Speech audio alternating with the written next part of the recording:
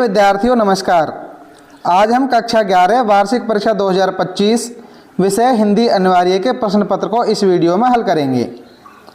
इससे पहले आपसे एक निवेदन है, यदि आप हमारे चैनल पर नए हैं तो चैनल को सब्सक्राइब कर लें, जिससे कि आपको आने वाले नए वीडियो का नोटिफिकेशन समय पर मिल सके। तो आइए आज देखते हैं इसका पहला प्रश्न है, निम्नलिखित अपठित पद्यांश को ध्यानपूर्वक पढ़कर दिए गए वस्तुनिष्ठ प्रश्नों के उत्तर दीजिए। तो सबसे पहले हमें इस पद्यांश को पढ़ना है। आप पढ़ लेना, मैं सीधे आपको उत्तर बता देता हूँ। पहला प्रश्न है, प्रस्तुत पद्यांश का उचित शीर्षक लिखिए।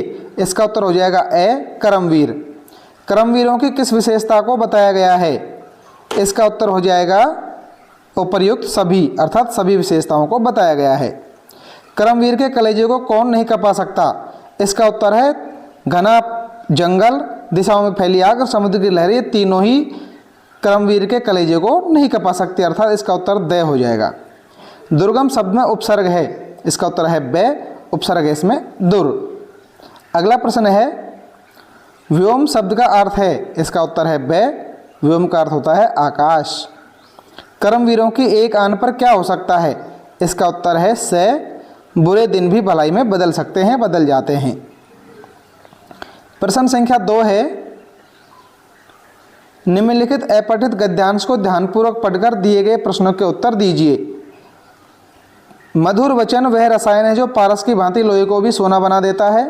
मनुष्यों की तो बात ही क्या, पशु पक्षी भी उसके वश में हो उसके साथ मित्रवत व्यवहार करने लगते हैं। व्यक्ति का मधुर व्यवहार पाषाण हृदय को भी पिघला देता है। कहा गया भी है, तुलसी मीठे वचन ते जग अपनो कर लेत। निसंदेह मीठे वचन औषधि की भांति श्रोता के मन की व्यथा, उसकी पीड़ा व वेदना को हर लेते हैं। मीठे वचन सभी को प्रिय होते हैं। इस गद्यांश के आधार पर नीचे दिए गए प्रश्नों के उत्तर देने हैं। जैसे पहला प्रश्न है, प्रस्तुत गद्यांश का उपयुक्त शीर्षक होगा। तो इसका शीर्षक होगा ए, मीठे वचनों का महत्व। पाषाण हृदय शब्द का अर्थ है कठोर हृदय। मधुर वचनों को किसके समान बताया गया है? इसका उत्तर है ए, पारस के समान। मधुर वचन बोलने वाले के साथ सभी कैसा व्यवहार करते हैं? इसका उत्तर है से, मित्रवत व्यवहार करने लगते हैं। अगला प्रश्न है, मधुर वचन वश में कर लेते हैं। पशु पक्षियों को और मनुष्यों को, अर्थात दोनों को ही वश में कर लेते हैं। उत्तर से हो जाएगा। पाषाण हृदय को कौन पिघला देता है? इसका उत्तर है से, मधुर व्यवहार पाषाण हृदय को भी पिघला देता है। अगला प्रश्न है प्रश्न संख्या 3, जिसके नीचे 3 प्रश्न दिए गए हैं। पहला प्रश्न है, कुई की खुदाई व चिनाई का काम करने वाले लोग कहलाते हैं। इसका उत्तर है ए, चेजारो कहलाते हैं। आलो अंधारी पाठ के लेखक हैं। इसका उत्तर है बे, आलो अंधारी पाठ की लेखिका हैं बेबी हलदार। लावणी नृत्य संबंधित है। लावणी नृत्य महाराष्ट्र राज्य का है। अगला प्रश्न है प्रश्न संख्या 4, निम्नलिखित रिक्त स्थानों की पूर्ति कीजिए। सूरज शब्द का तद्भव शब्द है, यहाँ पे आएगा सूरज। अगला प्रश्न है, दूसरों पर उपकार करने वाला इस वाक्यांश के लिए एक शब्द में प्रयुक्त होंगे। इसको लिखेंगे अपन परोपकारी। अगला प्रश्न है, रमेश तेज दौड़ता है, रेखांकित शब्द में अव्यय है। तो इसमें अव्यय हो जाएगा क्रिया विशेषण। अगला प्रश्न है, रचना के आधार पर वाक्य प्रकार के होते हैं। इसका उत्तर हो जाएगा 3 प्रकार के, सरल, संयुक्त और मिश्र वाक्य। अविकारी शब्द के भेद होते हैं। इसका उत्तर हो जाएगा 4 भेद होते हैं। मदन शब्द का समानार्थी शब्द है। मदन शब्द का समानार्थी शब्द होता है कामदेव। अगला प्रश्न है प्रश्न संख्या 5, निम्नलिखित अति लघुतरात्मक प्रश्नों के उत्तर दीजिए। पहला प्रश्न है, बीजक किसकी रचना है? तो बीजक रचना है धर्मदास की, जिसमें कबीरदास की रचनाओं का संकलन है। अक्क महादेवी के आराध्य देव कौन हैं? तो अक्क महादेवी के आराध्य देव हैं शिव, जिसको मल्लिकार्जुन भी कहते हैं। मीराबाई की काव्य भाषा कौन सी है? तो मीराबाई की काव्य भाषा है राजस्थानी मिश्रित ब्रज भाषा। अगला प्रश्न है, अपू के साथ 2.5 साल शीर्षक संस्मरण किस फिल्म से संबंधित है? तो फिल्म का नाम है पथेर पांचाली।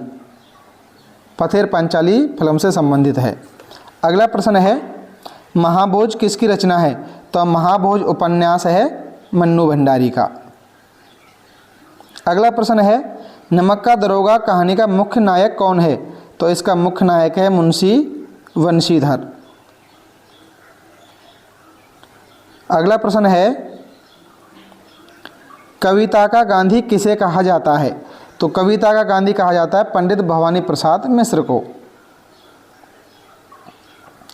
धरती किसकी रचना है? तो धरती रचना है त्रिलोचन की। अगला प्रश्न है जनसंचार का सबसे लोकप्रिय माध्यम कौन सा है? तो जनसंचार का सबसे लोकप्रिय माध्यम टीवी अर्थात टेलीविज़न है। अगला प्रश्न है ऑल इंडिया रेडियो की विधिवत स्थापना कब हुई? तो ऑल इंडिया रेडियो की विधिवत स्थापना 1936 ईस्वी में हुई। अगला प्रश्न है साये में धूप किसका गज़ल संग्रह है? तो साये में धूप गज़ल संग्रह है दुष्यंत कुमार का। दुष्यंत कुमार का गज़ल संग्रह है। अगला प्रश्न है कन्नड़ भाषा में अक शब्द का क्या अर्थ होता है? तो कन्नड़ भाषा में अक शब्द का अर्थ होता है बहन। तो प्रिय विद्यार्थियों, हमने प्रश्न 5 के सभी प्रश्नों के उत्तर आपको ठीक ठीक बता दिए हैं। उसके आगे प्रश्न संख्या 6, 7 इनको आप अपनी पाठ्य पुस्तक में से देख करके और अपने उत्तर का मिलान कर सकते हैं। प्रश्न संख्या 5 तक आपके कितने नंबर आ रहे हैं ये आप हमें कमेंट करके बता सकते हैं।